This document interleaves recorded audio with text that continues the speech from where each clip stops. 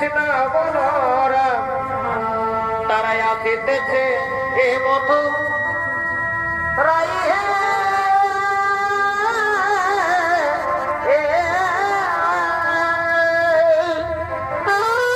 বংশ বধিবারে কৃষ্ণ ভগবানের আগমনে হে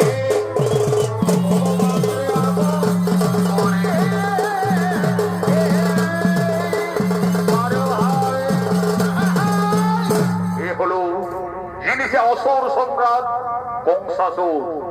কংসাসুরীর অভিনয়ে পুরুলিয়া জেলার জঙ্গলমহল মেডেল প্রাপ্ত তরুণ ওস্তাদ সঞ্জয় ওরাং।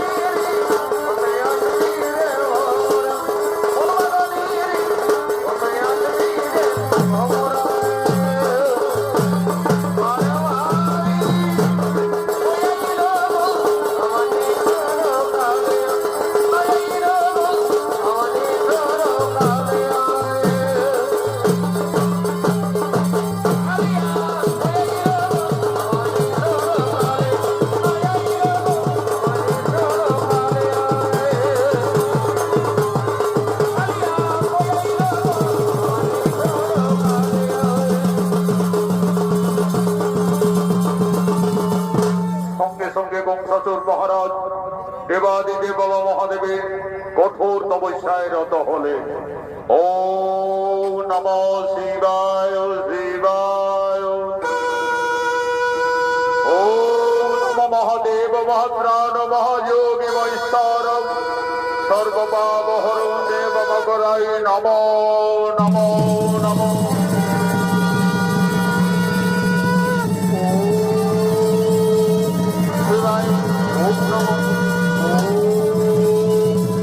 নমো শিবায়। ওম নমো নমো শিবায়।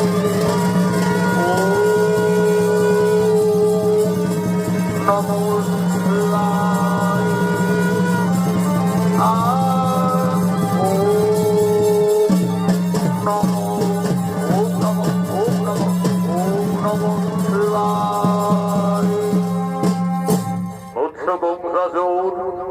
তুমি জ্ঞানযোগ্য করুন মিলন আসিয়াছি আমি বাবা ভোলানাথ এসেছেন প্রভু। আমার তপস্যায় সন্তুষ্ট আপনি এসেছেন। আপনার চরণে জানাই বাবা শতকোটি শস্য প্রণাম। হরি বৎস কহ প্রকাশিয়া মনির বাসনা তরি করিব বরণ। দেবাদিদেব মহাদেব মোর তপস্যায় যদি সন্তুষ্ট থাকো তাহলে অমরত্ব বর করহ প্রদান। তথাস্তু। হরি বৎস দেবতা ভিন্ন কেহ অমর নহে। আমি দেবাদিদেব মহাদেব তোমার তপস্যায় অতিশয় সন্তুষ্ট। মনের আনন্দে এই বৃহৎ ধনুর্বাণ আজ আমি তোমায় করিব প্রদান। এই ধনুর্বাণ যদি থাকে সঙ্গে চিরতরে অমরত্ব লাভ করবে। কিন্তু সাবধান বৎস, যদি কোনদিন কোন বীর পুরুষ ওই ধনুর্বাণ ভঙ্গ করে তাহলে সেই দিনেই তোমার মৃত্যু অবধারিত।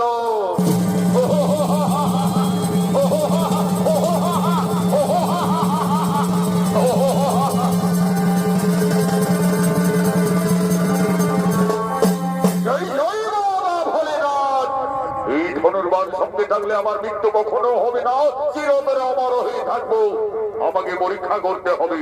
কোথায় মন্ত্রী মহোদয় সেনাপতিগণ?